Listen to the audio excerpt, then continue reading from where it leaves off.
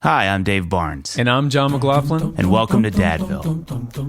Dadville is a podcast where we talk about life, love, and the pursuit of awesome dadding. It's funny thoughts and deep talks. So please, enjoy your time here in Dadville and enjoy this episode with... Sleeping at last.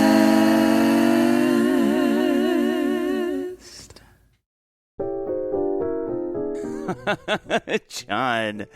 Oh, God, that's so funny. You know I'm not ticklish. John, July is here, and it's time for fireworks. Okay. Continental soccer tournaments and the summer games. Oh, man. I don't know. That feels like maybe that wasn't a specific national anthem, but Knockaround has the sunglasses you need to make the most of it. They've been making high-quality shades that don't break the bank since 2005. Mm-hmm. They've actually been our personal go-tos for years. Years and years and years. And you know what, Dave? Mm-hmm. With over 25 different frame styles, there's something for the whole family, including tons of kids' pairs. Yeah. Right? So whether you're looking to rock some red, white, and blues for the Independence Day, or cheer on the Stars and Stripes on the pitch track, court, pool, that's whatever. Nice. Yeah. Are there any other ones? Give me a second. Bocce ball court? There we go. Knockaround has you covered. All their lenses have UV 400 protection, and with polarized adult pairs starting at $28, you can get a few pairs to leave in your car, toss in your beach bag, or just chunk at your neighbor's yards. Or just chuck in other people's cars. That's true. Windows are down. They're so cheap and affordable. Dave, let me tell you something. Let me make you a promise here. Okay. Whoa, let's say it's the 90th minute, right? The U.S. team. Yes. Yep. About to upset Argentina. All right. Yes. You'll probably see me wearing my red, white, and blue, my brand new red, white, and blue knockarounds. And I don't care if I'm in the house and it's raining outside. I'm not taking those things off. You know what? You've gone rogue, John. That's just what I respect about you. You throw convention out the window. Or in this case, you may throw some shades into a window. That's a callback, there we John. Go. Same here, okay? I probably won't take mine off all summer. Dadville fans, don't squint. Don't squint. You know what you say. Through the summer's festivities, check out knockaround.com and use code DADVILLE15 for 15% off your order. That's DADVILLE15 for 15% off your order at knockaround.com. John always laughs at the slowness of his speech. Meanwhile, I'm like a baby rabbit on crack.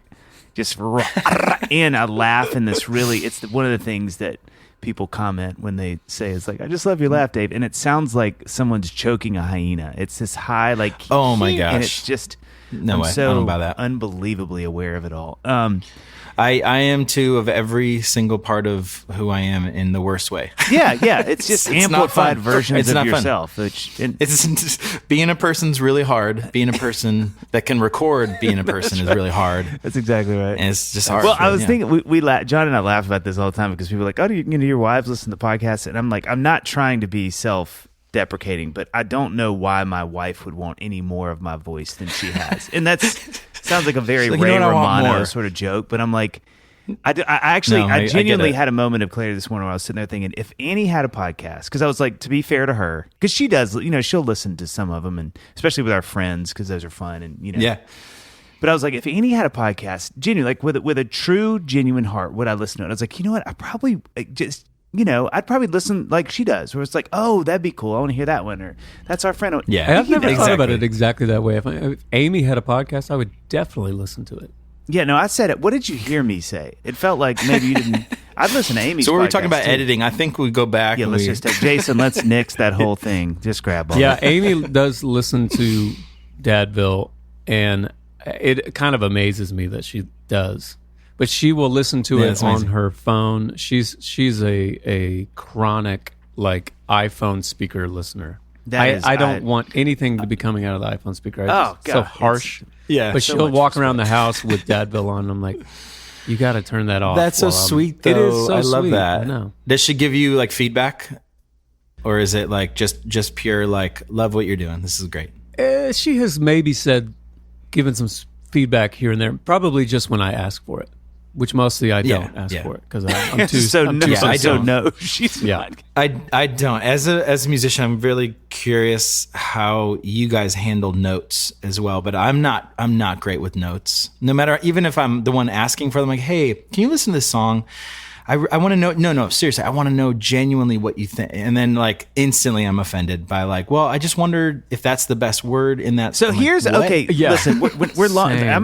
We're going to get back to the brag sheet, Ryan, because your benevolence is throwing our whole conversation off. But this, I have to say, one of the funniest things, and I wonder if you've done this, John and I have talked about this, but one of the funniest new developments with music and my kids is that now it is the sweetest thing, and I'm enjoying it for as long as I can because I know it's going to change at some point. But they really want to hear songs. Like when I was doing this Beatles record I just put out in October, they were just there for the whole thing. It was like the first record. They were all like all three of them were old enough to be like, "What's a new song, Dad? Play it for me." Okay. Oh, you changed that. Like, oh, that's cool. Why didn't you do that? Whatever. Oh, that's cool. So now the problem is I've sort of empowered them too much, and they know they have a voice. And so with these new songs, I'm kind of doing another Beatles record writing for it. I don't know when I'll put it out, but I'm about halfway through writing for it. And now it's different because they're little A&R kids. They're not like sweet kids who are like, "Oh, that's fun, Dad." Like Sam. This is your single. Oh yeah, no. This you is your laugh, single, Ryan. My youngest, I played him a song. He's like, "All right." You know, he's 7. He's like, "That's pretty good." And I was like, "All right." And I said, this is what was embarrassing. I genuinely was like, "Do you like the lyric?" And he was like, "It's cool. It's cool. It's kind of weird. It's about a boat." And he was like, "Yeah, it's kind of whatever." And so him and my oldest son were in the car, and they were both like, "Yeah, it's interesting." And I was like, and I thought I'd nailed it. I was so frustrated. So then I rewrote the song lyrically, entirely. Did you really? Rewrote the whole thing. Oh my gosh. Played the new That's version. amazing. And I was like, "Guys, tweaked it. It's not about a boat anymore. Just a normal old song." And they both were like, "We kind of missed the boat." And I was like, "Right, because I missed the boat too. And I really, in more ways than one, I've missed the boat. But in this chance, I've literally missed the boat." So I played it and they were like, "Yeah, the boat was the better move." And I was like, "Isn't it crazy?" And I think if there's anything I learned from especially the Beatles, that whole thing the first time around was, there's something really awesome about a kid's just instinct before they get to the age absolutely. where they're filtering cool, or do my friends like all the layers They're that just we going, pick "Do up I later, like this song?" Because it's like Yeah. they're just giving what they think, and then when you become adults, or at some point, you're like analyzing, what does my first reaction mean? Yeah. Is that Yeah. cool? Is Yeah, my opinion exactly. cool? Yeah. And then it gets all muddy. And, Right. Yeah. Totally. No. Do you do that with your kids? Are you playing stuff? I am there, and they're just so. Lily is my oldest; she's 9.5, and then Iris is 7.5 now. The halves are very important to note. And they for this last year has been it has been kind of the same thing where it's like a very dialed in part of like. They're very aware that I make music now. Before it was kind of like, "Oh yeah, Dad's always doing whatever that is." But now it's kind of like, "Oh, you have a song. Oh, I would love to hear it." Like it's way more dialed. They're very, very, very encouraging. I did catch them yesterday. It was kind of amazing. I had an outfit on. And I'm like, "Hey girls, I don't know." I'm like a little bit colorblind. I'm like, "I don't know if these shorts match this shirt. Is this working?" And they're like, "Not so much, Dad. Not so much." And I'm like, all right, that's fair. So I try another one, and they're like, "It's just not you. It just doesn't look like you. I've never seen you in light shorts." And so I'm like, "Okay, well, does it like match though?" And they're like, "Well, it doesn't really match Not either." your And I'm like, personality. "Okay." And so 2 minutes later, I did not change. I was like, "Hey guys, all right, I fixed it. What do you think now?" And they're like, "I love it." And it was the my same gosh. outfit. I'm like, "Oh, you little." You're like, there is a hole. So those layers, they're starting to get those layers. They're like, I think Dad wants us to just agree now. Yeah. we see the sadness deep behind his Yeah, eyes, we see- and we can we don't see it. like that. We So see we're his just going to soul. lie to our dad so that Yeah. he feels better. So everyone listening, what you've been hearing is just 3 musicians who are just riffing, and we're having a good time. But the voice you hear in there, you think that's not John and Dave, that's Ryan O'Neal from Sleeping at Last. You know him, you love him, you have heard his music all around you all the time. And we are thrilled to have you on, Ryan. Thanks for doing this. Oh my gosh, thanks for having me. So it's been great. We'll talk to you later. No, so we start Yeah, with see ya. what we call the brag sheet. So it's like a little bit of like who you are, what you've done, and here to buckle up because it's always the humbling part of this interview. So here we go.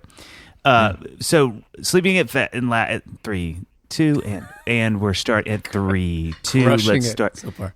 I'm just really great. Sleeping where? Yeah, I don't know what's happening fast. anymore at all. My pants are suddenly gone. Okay, so Sleeping at Last, formed in Wheaton, Illinois, independently released your first album, Capture, in 2000. I didn't realize that's a long time ago. Yeah, it's a real long time. Yeah. So actually the name Sleeping at Last has been there since 1999. That is nuts. Can we erase that? Yeah. Oh my gosh. Yeah. Since 2014. I just started like 12 years ago. Yeah. No. This is your first album. So then signed to Interscope Records via help from Smashing Pumpkins' own Billy Corgan, which is really cool. We're going to talk about that. Only major label album, Ghost, was released in 2003. So good. Next two albums were released independently. Keep No Score and Storyboards. Might be, I love this note, might be the official band of Grey's Anatomy. Yeah. Many of their tunes have been featured in the show. That's great. This is cool. This is for the music nerds, but awesome side bit here. Collaborated with Van Dyke Parks on Storyboards, which I didn't know you did, which is rad. Yeah. That is oh my gosh, I'm cool. glad that you are even like aware of that. That makes me so happy. It was one of those moments that I was so excited about, and then when the song came out, people were like, "Whoa, that's interesting." Yeah. You're like, that was it. Yeah, is instantly that. I'm like, that was one of the coolest things I've ever gotten to do. Yeah, that is like, I feel like that's one of the things a lot of people sort of like when you get your first deal, whatever, you're kind of like, that's the guy. If we've got the money, I'm bringing in whoever this. But Van Dyke, for those who don't know, worked with the Beach Boys and Brian Wilson, namely, and helped compose. And he's a legend. He's like a legend in the music world. All right, we're not done yet, though. Buckle up, folks. Released the yearbook project in 2010 to 11. 3 songs a month for a year. Had songs. This is crazy. Buckle up. This takes a minute. Had songs on Private Practice, Bones, The Twilight Saga, Turner Classic Movies, The Fault in Our Stars, The Astronaut Wives Club, The Vampire Diaries, a Budweiser Soup Bowl ad, which is crazy. New Amsterdam, Ryan Reynolds' Bedtime Stories, and many more. He's released 9 albums since 2014, and then so later this year is Atlas Volume 3, right?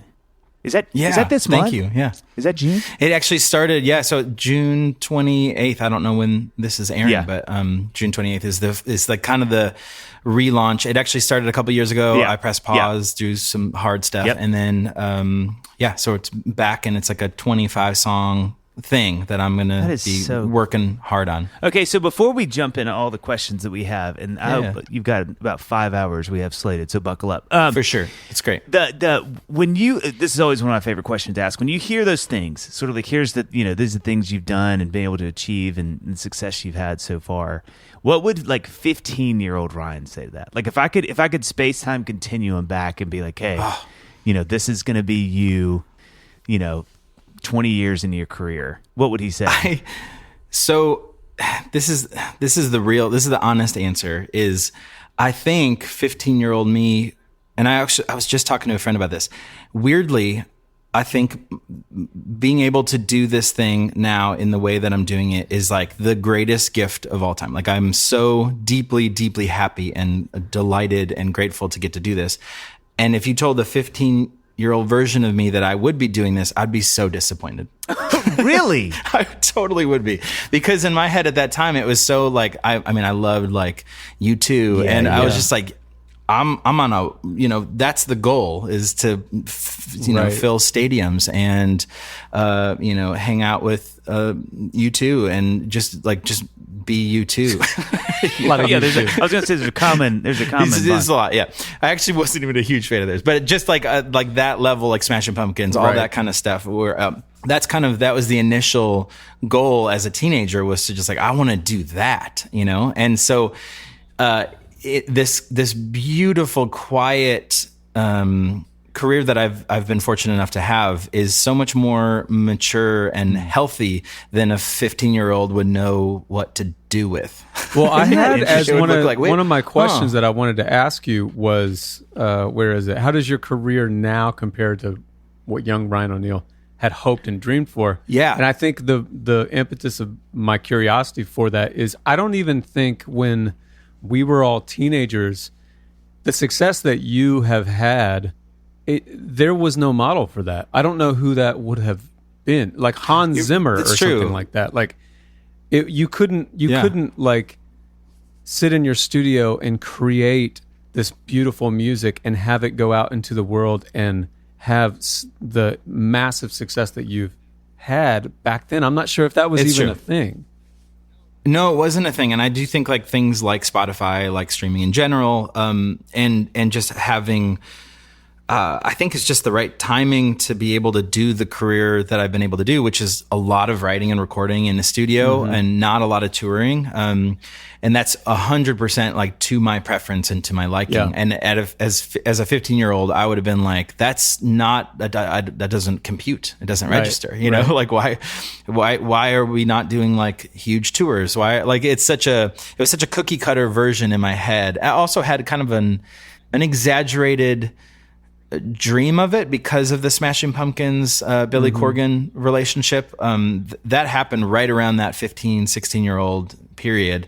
And it went from being like, oh my gosh, I just, if any venue on the planet would let me play my songs, I'd be so excited, to being like, he was my mentor for like a solid year plus, and very much took me under his wing and had a lot to say about his success that implicated that like the path I was on was going to, you know, it was going to sell, this next record was going to sell X amount of records, like all these different like kind of false promises, like very kindly, like he didn't do anything wrong with that. Yeah. It just was, that was his experience. And so in my mind, it's just like, oh my gosh, this is now like a viable career path. And that was such a strange bit of information to have as a teenager, you know?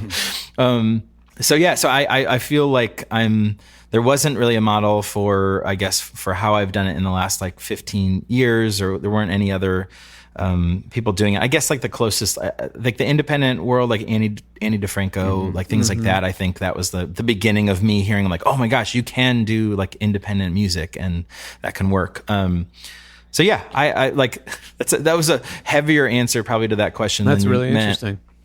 It's funny because that's one of the first things I wanted to ask you about, because it's kind of a dream story in the way that, like, you know, it really does feel like a movie, because it's like local kid grows up, you know, in Chicago area, sure, which is where the Smashing Pumpkins are from. So you have this, you know, monolith band that's, you know, one of the most famous bands to ever come from the area. They're happening somewhat in the time that you're growing up. And then that guy, you know, finds you and goes, hey man, you're great. I mean, this is what, like, you know, I think every 15 to 19-year-old kid that plays music, you fall asleep dreaming this dream. That, like, absolutely, whoever the person is around your area, and especially in a major city where you probably have someone there that's like well known or had some success doing it, sort of goes, hey kid, get over here. You know, like, that's a pretty good, you know, love that Stratocaster, you know. Sign right here. Yeah, and that too. But I mean, you were able to actually do that. You actually lived this dream that I think a lot of, you know, boys and girls growing up sort of think so much about. Walk us through that. So how did he find what y'all were doing? And even more, I'm even more fascinated with what you alluded to, this idea that he kind of let you in on, like, hey, here's kind of my thoughts about this. Because how old was he when y'all met? That's a great question. I think he would have been maybe in his mid 40s. Yeah. So I mean, probably, you know, my age now. Yeah. So, like, you know, still having success, but I mean, you know, their thing was happening in his 20s. So I mean, with a big. Yeah, I think.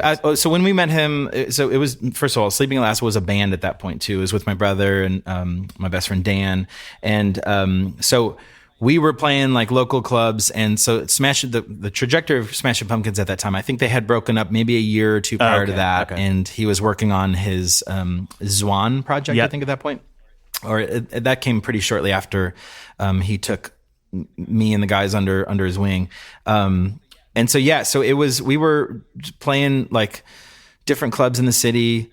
Metro was, I don't know if either of you played the Metro in Chicago. It's a venue, but it was like top of the list for, you know, a musician coming up is like, if we could ever play the Metro, that would be like, we're done, retired. Finally got a show there, and I think it was maybe the second show ever there.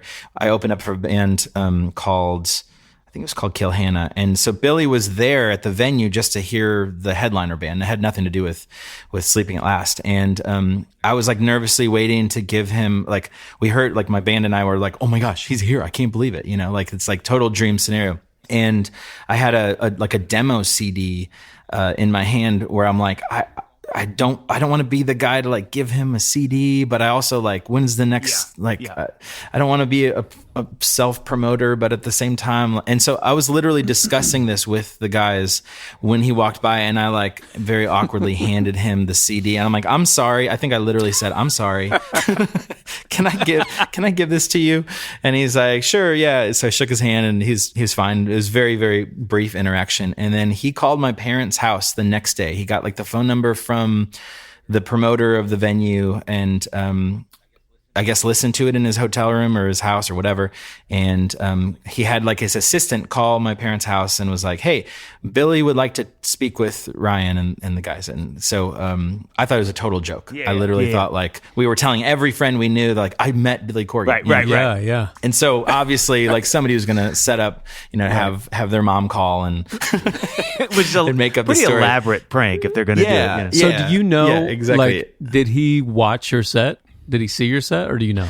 I don't think so. No, Okay. I think it had nothing to do with it. Just right place, right time to meet a hero. Yeah. And then, and then his interest in, I think actually on that phone call, he's like, well, I already let a few labels know about your work. And this is literally going from playing like anywhere that would, from birthday parties to like where every church imaginable in the area, to that. And it was really special. So we did a bunch of like label showcases, did all that stuff and learned a lot of lessons really quick. And, it was a wild, like, it was such a gift in that it like led to teaching me pretty much everything I now use in my production and music and everything that it definitely like laid the groundwork for the career that I have now, even though it feels so entirely unrelated. Yeah. Like that version of, being a band versus being a solo artist, making kind of like rock music. Like it was more like alternative rock at that point. And, having kind of been in the like the major label world and like, that kind of stuff just is so different than I'm in now, for the last 20 years. So yeah, it actually feels like a movie I saw. Yeah. It's old enough now where it feels that way. It's like, oh yeah, that was an interesting story.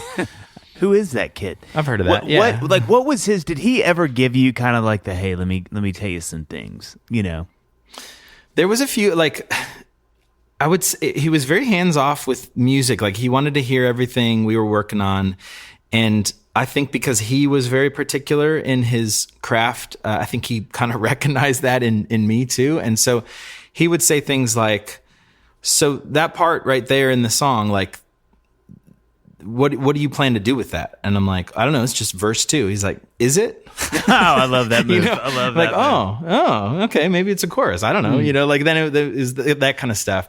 So he's hands off with music, but a lot of it was just, I'm trying to think. I wish there was like one nugget that I took away from that, but he was very kind and even helped, kind of be a big brother during some like relationship rockiness I was going through with my then girlfriend, now wife. We met a long time ago. And so like it very much had like this beautiful big brother situation with him, which was a gift so cool. Coming into the world, even if it was like a little bit of an exaggerated experience compared to like this very homebody, stable, like I have 2 kids. I am deeply integrated into our family's life, and that's how I want it. And so it's so opposite of like this trajectory that I thought I was on as a 16, 17-year-old into like doing the rock and roll band thing, Yeah.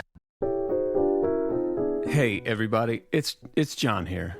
Dave's not here. I wanted to kind of pull you guys aside because I want to talk about something that's near and dear to my heart. Now, my family and I just got back from vacation, and we had the best food, like classic summer food, like burgers, steaks on the grill, corn on the cob, that kind of stuff. It's amazing. And whenever you get back from an awesome vacation, you always want to recreate as much of it as possible, right?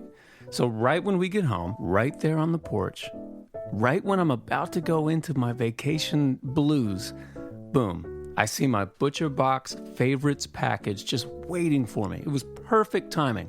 Guys, I'm talking filet mignon, some amazing burgers, sirloin tips, all from one Butcher Box package. And not only does it save me from my post-vacation blues, it saves me a trip to the grocery store. Nobody wants to unpack the car and then get right back in the car and go to the grocery store. No, I don't have to do that. Also, the recipes are amazing. Top-notch, high-quality meat and seafood, not to mention exclusive member deals, recipe inspirations, guides, tips, hacks.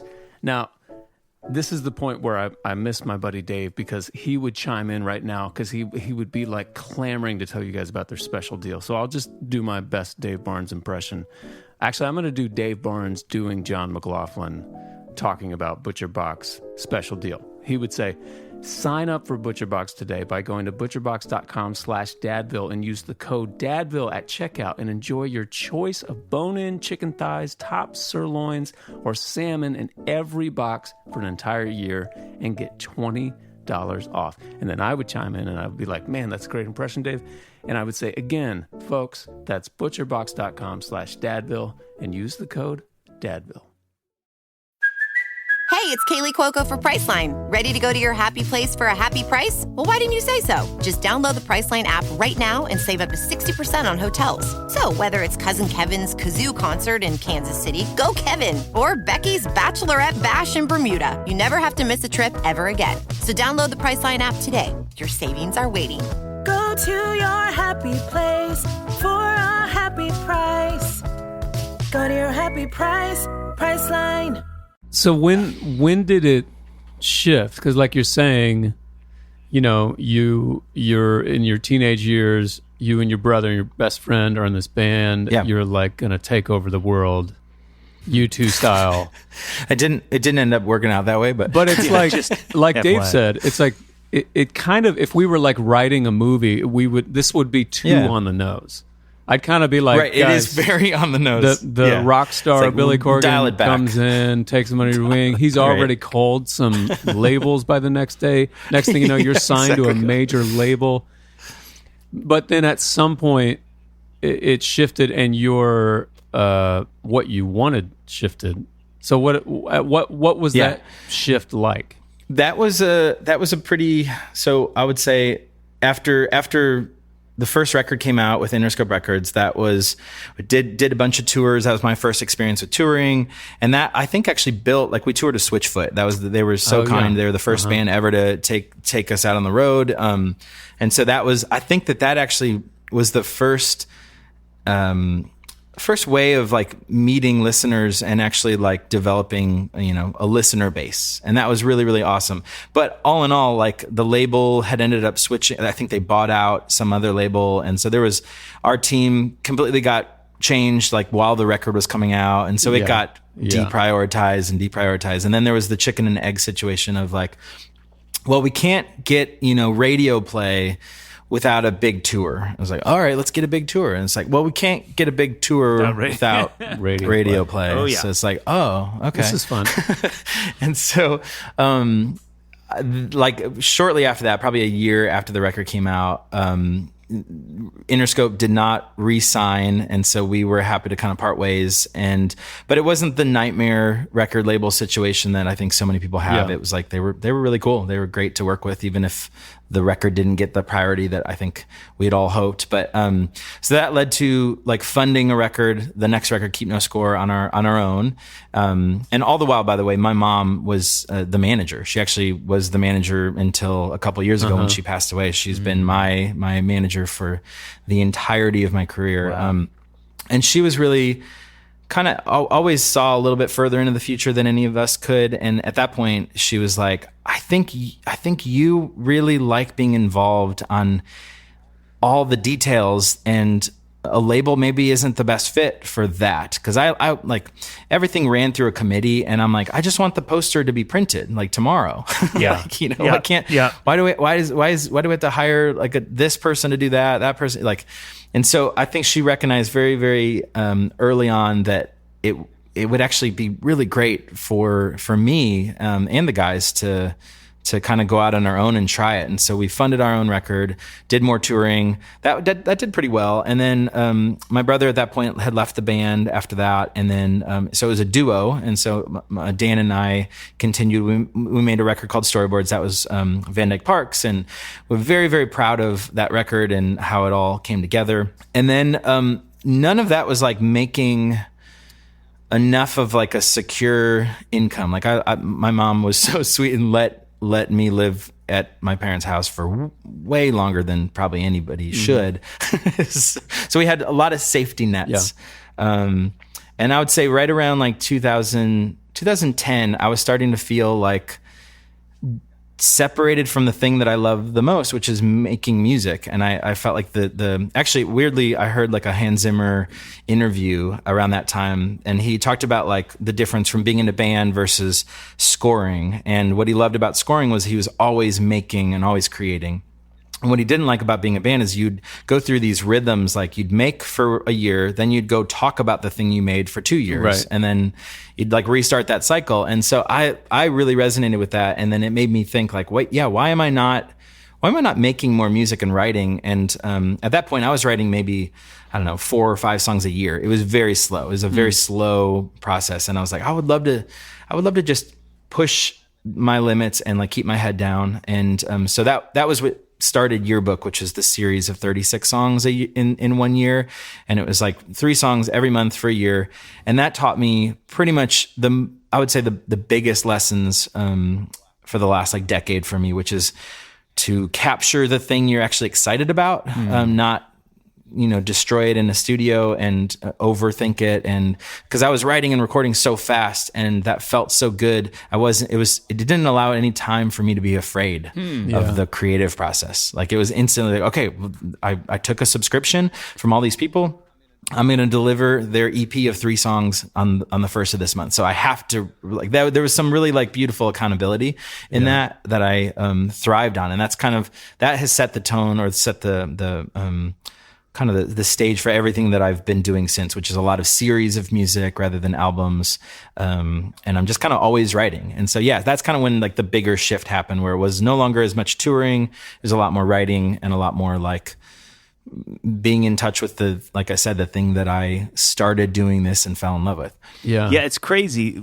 John and I, as we were prepping, we were talking about this, we do 6-hour prep sessions with prayer, and it's a whole thing. But the one thing that we were talking about is I feel like you are sort of, in my opinion, you're like the face, you're like the archetype of kind of this thing, which is like the new kind of artist, where obviously you did the old one, which you've just said, articulated very well, but like.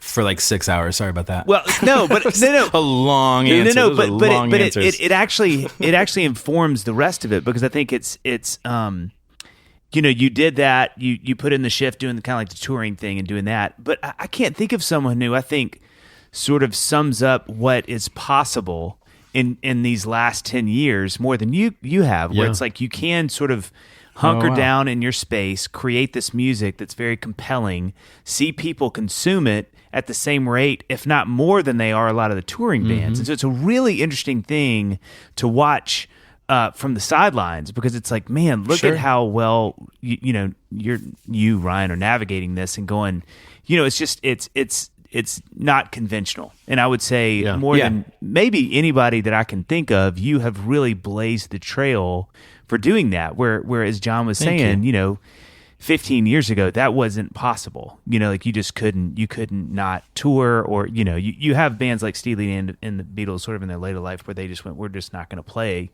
We're just going to make music, put it out. But that's not, that's not really been the case for most bands. And then nowadays, like a lot of people can do that, but I think you were one of the first people to really set that and see it work as well as it has, Man, I appreciate you saying that. That means a lot. And I do think I would love to, say that it was like strategic. And I guess for my mom, it actually kind of was, because I think she was just, for my whole life, kind of like nudged me into where I always wanted to go, like she was like, just, I would say followed me into wherever I wanted to go. And I think she just knew me so well. And I think it kind of pushed into this new space of just like, what would happen if I just keep my head down and write a lot. Yeah. And she was amazing at encouraging that, which felt like not an idea that a label would ever get behind, not an idea that even seems financially super smart. I think it weirdly, I mean, obviously so much luck, so much like,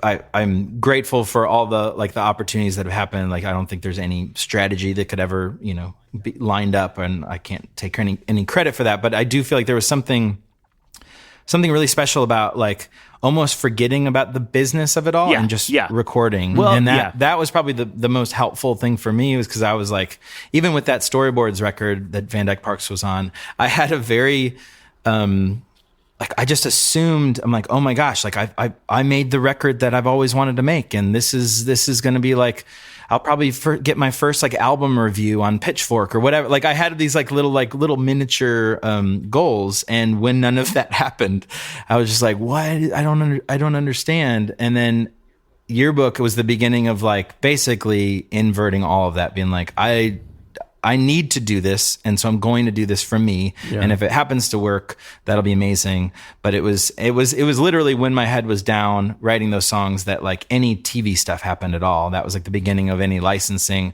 I was putting out music pretty regularly at that point, and then it started landing on the radar of different music supervisors. And even though like rewind a few years before that, I was like personally sending it to every single, like the earlier record, to every music supervisor I could ever think of. Like I was researching all the time, like day and night, just trying to figure out like a way to not be gross about it, but to, to like try to share the music with people that might get it and might want to use it for their show or whatever. Nothing, like literally nothing came from any of that. And then finally like sat down and was just like, all right, what if I just like do music?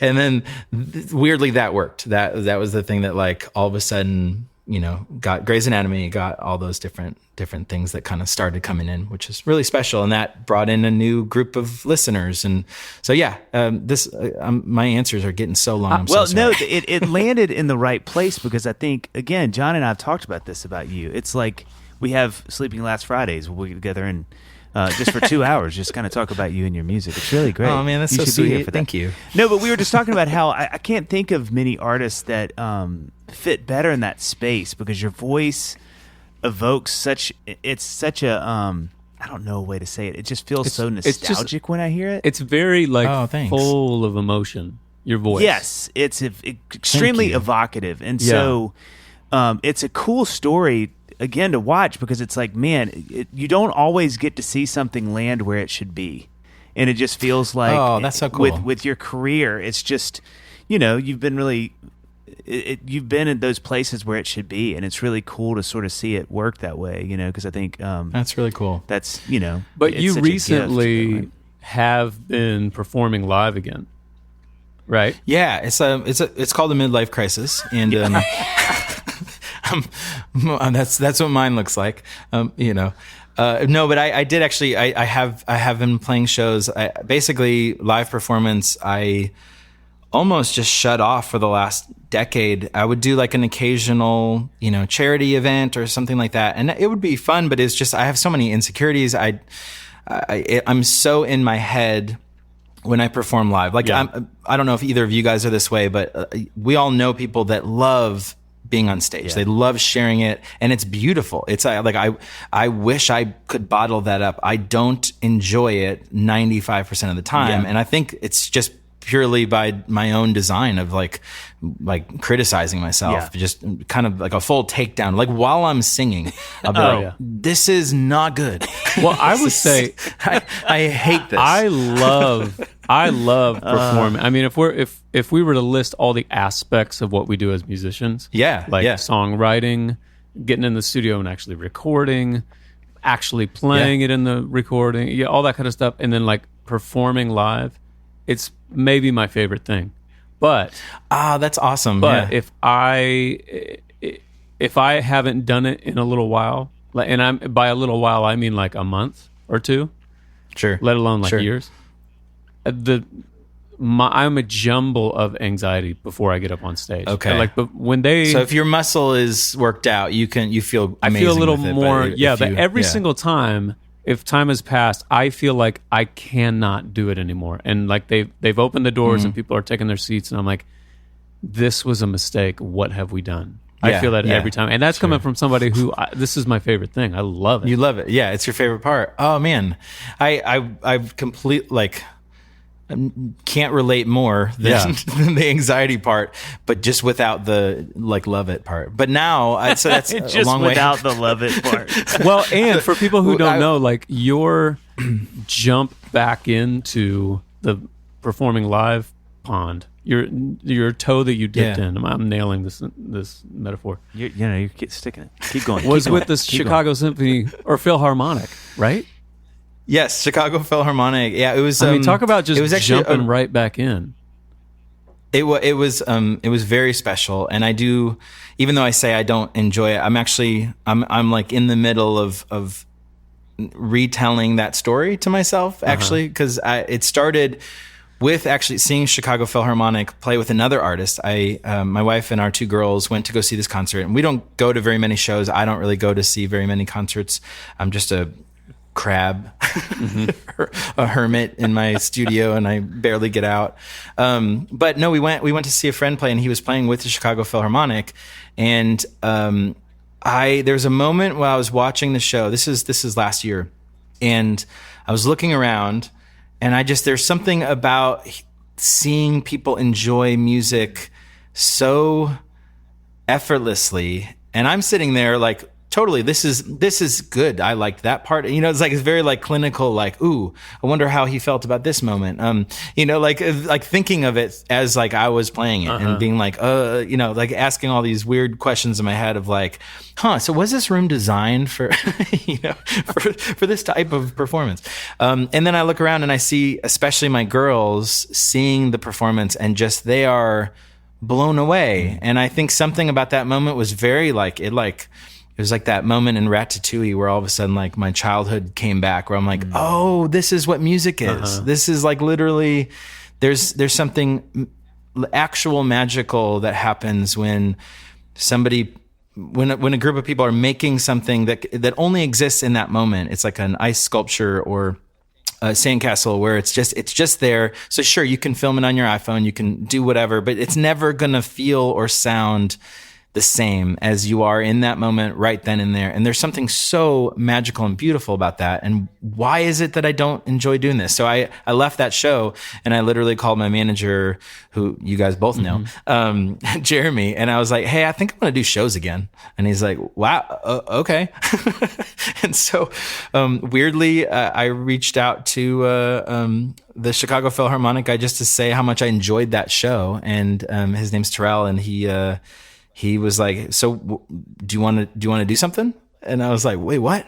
So that was like the beginning of getting back into it. And then that led to a bunch of shows in the UK, which were incredibly fun. I think after the first one, Jeremy had asked, he's like, so how do you feel about playing live shows? I'm like, I almost had a great time. I was like this close. I was this close to letting myself love every second of this. And would you I say, think I'm there now. That's a long way of saying I'm there now. Like what's holding you back is just your relentless self-analyzing in real time? Yeah, it's me. I've got a pretty gnarly inner critic. Yeah. I've got like I'm thinking about like, oh, I don't like how I look. I don't like how I sound. I could do that better. Like there's a lot of vicious language. And I do think a huge part of me wanting to retell that story, just because it'd be a healthier life to not have that voice in my head. But I also hated the idea of my girls ever seeing me model so much like self criticism, right? So I've been trying to, I turned 40 this last year, and I feel like all of that kind of coming together, having lost my mom, it's just made me ask a lot of questions about like, wait, why am I doing this? Why am I not doing this? And with live shows, it was one of those things that I'm like, I want to see what that feels like. And on the other side of that, I feel really actually excited about it. It reminds me that the things that I'm working on in the studio have a life outside of the studio. And you can see social media, and you can see, numbers or, comments and things like that. But being in a room with people that actually want to hear what you're singing that's sacred. That's like really special. And I feel like my insecurities have not allowed me to just be grateful for that. You know, it's funny. Yeah. I've found that I don't know if this works for everybody, but I found that in those moments where, because that didn't, I mean, for better, for worse, for years, I'm not, I think in my 20s and even a lot of my 30s, I just wasn't super self-critical, which sounds like that's great and it has wonderful benefits, but I think sometimes I can look back at things that I did and I'm like, I should have spent more time on that, than just right. But as I've gotten older, that critic has gotten a lot louder, and really, oh yeah, and so now, why do you think it's getting louder as you get older? Is it like, I don't know. Yeah. Well, let me lean my chair back so it feels more like a couch. Yeah. No, you know what I think it is? I think it's that I didn't have any. How does it make you feel? Yeah. Point to the part of the doll where it hurts. I think for me, it's because there's suddenly, and I'm saying this in quotes, but there's more at stake. Like my reputation is at risk now, where I think in my 20s I didn't have a reputation. Well, also when in the beginning for me, I think I was kind of like blinded by the excitement of like you play like a D6 chord and you're like, ooh, God, that's cool. That's color. I haven't painted that color yet. So you're sort of like, I just couldn't hear the inner critic if it was there at all because I was just so excited about all this new stuff. And then here we are 20 years later. That's how it should be. And then I've played that D6 chord a million times. If there's anything me and the people in 12 South talk about, John, it's like the D6 situation. Chord. Give it a break. I've even heard it over here. Yeah, that was going to say it's made its way up to the Midwest. It's made its way. No, but I think the other thing too, and we've actually talked about this on a couple of podcasts lately, but like, I think success brings so much self-awareness, and it's like, I think that's true. In the beginning where before, and that doesn't mean like, I don't mean like, substantial. I just mean any sense of like this is working and people are now paying attention success. And so I think that wonderful sort of playful childlike part of your career, like John is explaining, where it's just all fun. Everything is new, and you never played a venue like this or had a sold out show, even if it's 75 people, whatever. As it gathers steam, it's just more eyes are on it. And then I think for me, I started to pay attention more. And so now, all that to say, now. When I do shows, I'm so much more critical and so much more like, did I sing well? Did I hit all the notes? Was it fun? Did people enjoy it? But what helps me is that, like I'll jump on YouTube and watch some of my favorite artists' live shows, and it's never as good as that. It's awesome. They're awesome, right? It's whoever. But I think in my head, I'm always like, God, that guy never misses a note. That girl is on. And it's like, oh, no. Already in this song, she's missed 3. But it was great, and that's okay. Because and it gives you permission. Well, and it's not supposed human. To be. Yeah. I think that's one of the huge detriments of, I mean, I'm not trying to make this long conversation. Well, auto-tune, one, because we're seasoning our ears to hear music and vocals as perfect. But I would also say just like, sort of realizing that the live moment is supposed to feel like a live moment. Yeah. It's not supposed to feel like a record. And you're going to take risks on your instrument vocally as a band that make in the room electricity. On a recording, they may make 0 sense because you're like, well, why did I speed up 5 clicks all of a sudden? But in the room, it's like, this is freaking amazing, This is what it needs. This is what it needs now. Yeah. And so I think that is sort of one of the things that does stink about, be it the videos on our phones or just how, we can record anything at any point. It makes, that self-critic in me, God, I can just wear myself out. The other thing is whenever I see people videotaping, which I was playing outside of DC last week, and there was someone up in the front row, and I think she had her phone the whole time, videotaping the whole time. It's fine, but I'm just thinking, it's gonna sound. Those videos are all terrible, right? They're terrible. Yeah. I always wonder that when you see people taking video of like like the 4th of July parade. You're like, are you going to spend an hour and a half? Yeah, just watching all in of it. 4 years from now, watching every. Let's float. go Here to comes the step Shriners. 2 Wait on for the this plan. Shriners. Wait for the Shriners. Here's the Shriners. There they are. Okay, Exactly. So this something that you've done. We laughed about this earlier, but I'm dying to hear about with your family because I just love that you guys do this. So you guys, you've been in Chicago your whole life, and you decided, was it 9 months ago to go to London? Last September. Oh, okay, last September. To move to London for a season and just kind of do that. Can you? I just want to know what the impetus of that was because I love that you guys have done that. Thank you. I think so. We had visited London. We just love that place. It's like it's the exact middle space. I've always grown up in the suburbs. I'm not a huge big city fan. Oh wow! I like that busyness, the life of just like constant energy is scary to me actually. And so London somehow doesn't feel that way. My wife is the opposite. She loves big cities, goes to New York frequently, loves it, like just as like she feels alive in a city. And I always love London because it never feels like it feels very manageable, even though it's massive. Yeah. And so we were there about 2 years ago, just visiting as a family, and I was sitting out on a bench waiting for Kate, my wife, and the girls. I think they were in a store. We were in like Notting Hill, I think, and I was texting with a friend.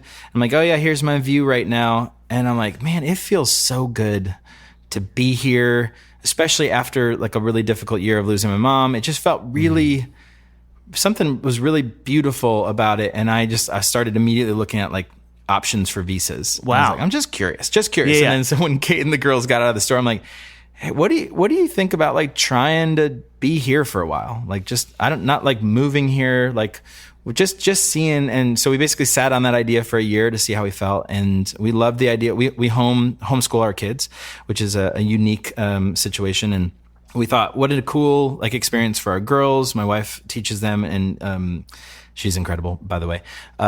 And just to give them, like, to make their world a little bit bigger, like what would it be like to spend a year in London? And it has been the most healing, beautiful season I think our family has ever had. And that comes at a really meaningful time in these last couple of years of losing my mom, because it felt like we needed something that would put some heart back into our bodies and some soul back into us. And this has done it. Yeah, it's been really good. But I've never gone anywhere for longer than like 2 weeks. Yeah. So, I mean, outside of Illinois, so I'm like, oh shoot. What part of London have y'all been in? We've been, we were first in Kensington, and then sometime in Marylebone, and so that kind of general. That's awesome. How were the girls with it? Were they all gung ho, or were they? Oh my gosh, this sounds so cheesy of me to say, but it is genuinely true. We were very nervous about how they were going to adapt to being like, maybe they would miss everything here. And I think because we are their home and they are our home, like there's like no homesick at all. We just have been like, if anything, I think we've been able to tune into each other with even more intentionality there. And just like, we leave our little apartment and we wander, and 5-minute walk, 10-minute walk, we're in this insanely beautiful Regent's Park, or like there's just so many different experiences that we just don't get to have here. I mean, where we live is beautiful, we love it, but it's been amazing for them too, and that could change. Like we're gonna keep doing this split time situation as long as we can, but we're sensitive to how they're doing with it, but we so far, like almost a year in, they're doing really well. And you're obviously able to work and write and everything over there. Yeah. So I've gotten to it's kind of funny. I have this beautiful studio behind me, and I adore it. Is my dream studio, and it's in Illinois.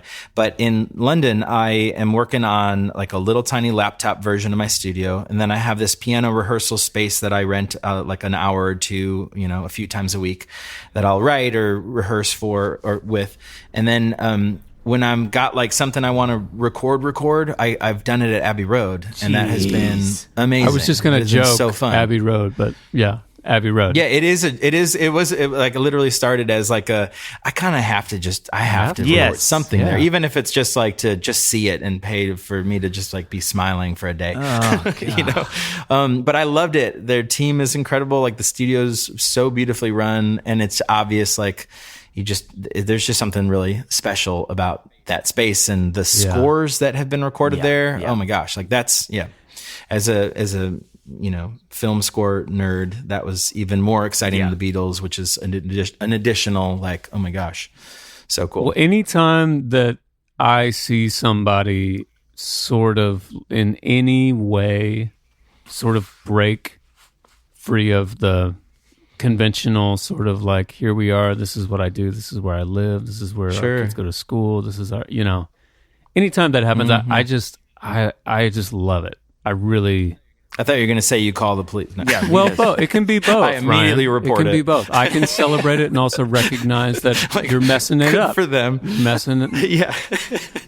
No. I feel the same way, and like we often feel a little bit lonely in how weird we do some things, like because we do homeschool our kids, and we like I was homeschooled as well, which is hopefully you can't tell. But and then doing this weird job, as you guys know, is it's even weirder in Illinois, I think, than it is in Tennessee, and so we're always a little bit like, oh, we're just strange. This is like a strange setup, and then now doing this London thing has also made us just a little bit more strange. But I kind of like being off the beaten path a little bit. It's exciting to me. But sometimes my wife and I will be like, oh man, do you ever wish we were just like normal? Yeah. Like, maybe. No, that would just be boring. I mean, it would be boring. No, it's beautiful. This summer, during the biggest sporting event of the year, Peacock turns to two broadcasting legends for the Olympics coverage you can't find anywhere else. I think they mean us. With an incredible duo sure to take home the comedy gold. Olympic Highlights with Kevin Hart and Kenan Thompson. New episodes Monday, Wednesday, and Friday. Only on Peacock. I think it's really, another thing that I think is really cool and beautiful and unconventional and awesome is that you were able to work with your mom for all those years. Thank you. And have her, I mean, obviously you guys had a great thing. You had a great relationship, working and non-working, and she was able to guide you in obviously ways that superseded just finances and all that kind of stuff. Yeah. And I think, I'm 41. We're all in our 40s here. Like I think about, and my mom actually is in the house right now. She's visiting from Indiana. Okay. It's something that throughout life, I think we all think about what is it going to be like when our parents pass, and what is it going to be like to exist on this earth without your mom or your dad or whatever. Yeah. And obviously your mom was such a huge part of your life, and you're a year and a half, 2 years removed. Two years now. Yeah. What has it been like walking the earth, without her? Yeah, that's a really, thank you for saying that and for even asking that. It's I'm like a little bit unique in that it like helps me a lot to talk about it. Mm-hmm. I think some people are like maybe shy away from it. I kind of need to talk about it. So it occurred to me so obviously she brought me into this world. Mm-hmm. Yeah. That's obvious. But she was like the keeper of my childhood. Mm-hmm. So that's like an interesting reflection for this last couple of years has been like an actual part of me has died because I don't have a great memory. So I don't like, our girls are starting to ask questions like, what were you like when you were a kid? Mm-hmm. And I was like, I think, and my dad, he doesn't have, I think he worked a lot. And so it's not the same, relationship. And so my mom was very much like the keeper of my brothers and my childhoods and our memories. And so that has been like a grief on top of the grief of losing her as well. Cause so it's like hardest like experience I've ever had to walk through. Losing a parent is the most natural thing in the world. She died a lot earlier than I wish she had more time, and that's awful. And I hate that our girls are going to get older and live in a world without her kindness. And but they did get to know her, and I think that hopefully we can kind of continue to bring her into their lives in that way. And musically, it's interesting too. Like, I'm like a total wear my heart on the sleeve kind of writer, so I need to like process everything out loud. And I think because she was so supportive and part of my music and career, like it actually it without her, like it kind of feels like I don't know. I'm saying it in the wrong way, but I like she gave me literally everything I needed. Yeah. To keep doing this in the way that she helped me, and that has been beautiful and really, really hard to like reckon with. But I feel like this last year it's been sort of like even returning to working on Atlas songs. Like I took just a bunch of time off, and it felt like too painful to kind of work on other themes of these different songs. And so I needed to additionally write, I needed to like write through the grief, which didn't fit into my Atlas themes or any of that kind of stuff. So I wrote a collection of songs called Mother. Yeah. That was very much like to honor her, but also to like help me navigate all the weird parts of grief that I was so unfamiliar with up until these last couple of years. Like I'm like half deeply grateful and half like very embarrassed that I have not experienced grief like this at all up until of being like 39 or whatever years old at that point. Right. Like that's like what a gift. And also I had no familiarity with grief whatsoever in this like in how tricky it is. Like it's such a I don't know if either of you have gone through anything like that kind of loss, but it is such a it's so surprising. Like you finally feel like you have a little bit of a handle on some part of it, and then there's like a new like layer that you haven't really worked through, or like a sound, or like I went to, this is probably oversharing, but I went to a restaurant to meet a friend, and I got there a little earlier, and I saw somebody that like it was her exact like the back of her head. It looked like my mom, and like it was an instant like visceral, like my whole like my temperature of my body changed. Like it was such a so there's like stuff like that where it's been a lot. That's probably doesn't really answer your question, but no. Grief sucks I should have just said that. Well, it's the worst. As an artist, as songwriters, I think it's like a gift.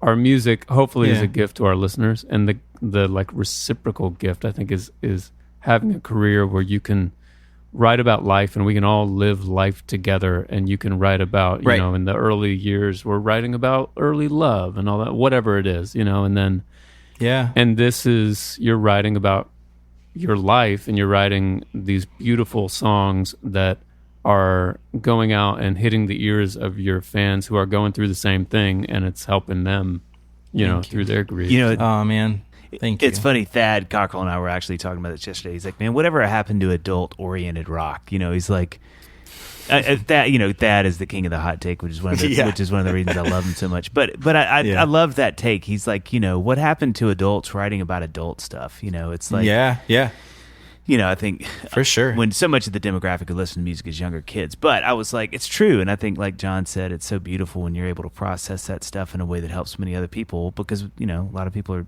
walking through that too, as opposed to just like having fun on Friday with my friends. Right. No, it is so true. And I feel like, again, equal parts, like super grateful for that anybody can relate to it, and that there's anybody there to relate to it. But then I also, I'm like even more grateful. I think I was trying to say earlier, but I sidetracked myself. I was very shocked at how much of a friend it felt like I had in sitting at the piano and playing like instantly after my mom passed, like that, like the following day. I kind of thought it would I mean, in a lot of ways, it turned off a lot of parts of like, it felt like too heavy to like just resume my work. But there was something really pure about going back to almost to what we were talking about earlier about playing live shows, about that like early feeling of just like you have a space. What a gift it is to have a space, a vocabulary or like a language that you don't even fully understand, but it actually offers you something comforting and sweet. And that was a big deal. That was like, it felt like I'm also in therapy. So I'm not saying, when I say music is therapy, that's true. But in addition to like real help. Right. Yeah. Agreed. Amazing. Well, dude, thank you for your time. So we it means a lot. I know you got to like one on and everything. We end with the speed round, and this is where you need to buckle up because this is high flying fun. I think I made your podcast too sad at the end.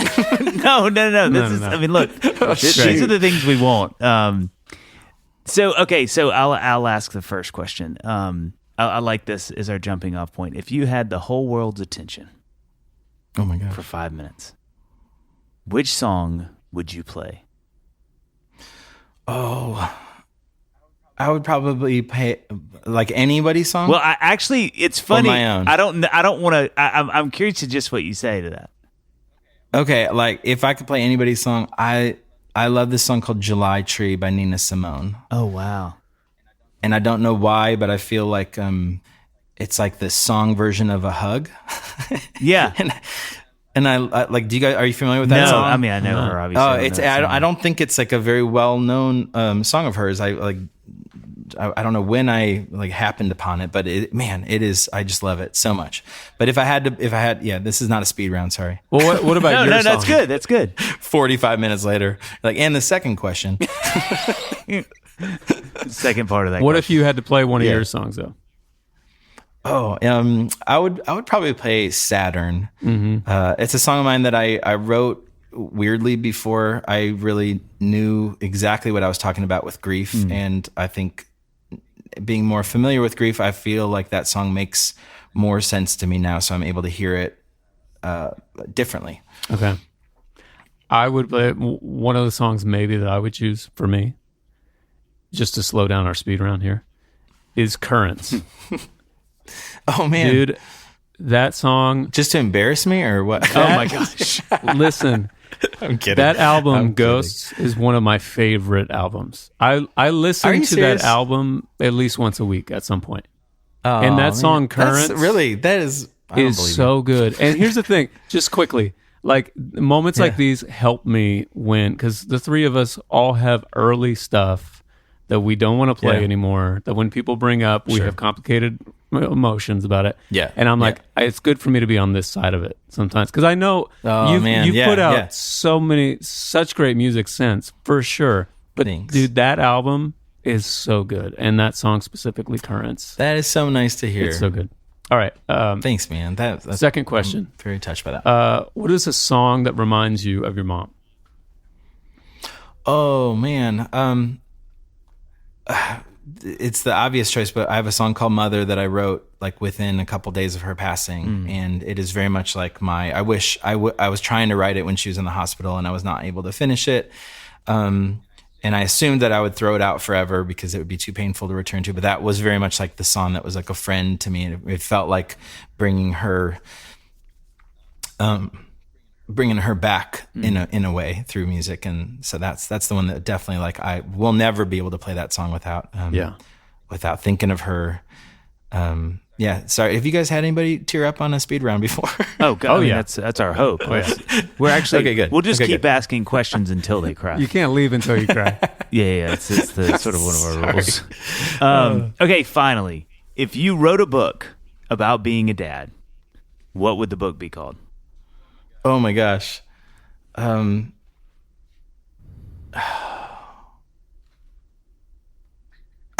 don't know. I'm like drawn a total blank, and then I want to say something witty. I mean, I don't have. That's actually a great answer. What you just said. That's kind of what that is. The title of the book has been like. I do. I will. I mean, it wouldn't be my own book, but I feel like it would just it'd be the book version of Bluey, and I just want to I want to be that dad. That's my dad. Oh my gosh, yes. Archetype. Yep. Like if I could be, I mean, like sure, I'll be a dog if I have to be, but like he's the best dad ever. Sometimes I get angry so, at that dad when I'm watching it with my girls. It's a little too much. The guy just can't be the best dad all the time. Come on. I have felt that way too, but then there'll be an episode where he'll say something. He'll be like laying on the floor. They'll be like, "Dad, will you play with us?" And then he'll be like, "Yes, but only if the game involves me laying here on the floor." Like that's like the best dad hack of all time. And I'm like, all right, now I feel very seen. Yep. Oh, I think I really do believe the genius of that show, and the reason why parents and especially dads like it is because he actually is like a dad. It's not either like vagrant dad that's like the deadbeat that everybody's rolling their eyes at, and it's also not super dad. It's like right in the middle, which feels so true to form for I think most dads. You know, where it's like, what is his name? Because that's what the name of my book would be. Bandit, and how to dad. Yeah. Oh, dude. Well, thank you. So, and let me say this. Anything? So, I want to make sure we push the music coming out now. We want to make sure everybody knows about that. Thanks, man. So I've got a new song coming out. Will it be out already? We don't understand space-time continuum. So so it may or may not be out already, but it's called Bloom Eros, and it's the first of 7 songs on inspired the love? by the Greek definitions of love. So it's mixed into my 25 Atlas songs through this like Atlas 3 project, but I'll be doing these Greek definitions of love, which has been really fun because I've been trying to like focus on like what is like the healthiest part of each of these ideas of love, like whether it's self-love or familial love, you know. It's been really fun. That's awesome. Cool. It's out there. Very cool you're doing that. Love that. Thanks, thank you man. so much Dude, for your thank you. time, Ryan. This has been great. You guys are the best. Seriously, I've been a fan for a long time. I know we like all know each other a little bit through like DMs or texts. Yep. But it's really fun to hang out with you guys. You guys are the best. Thanks for doing it. Yeah. Thank you.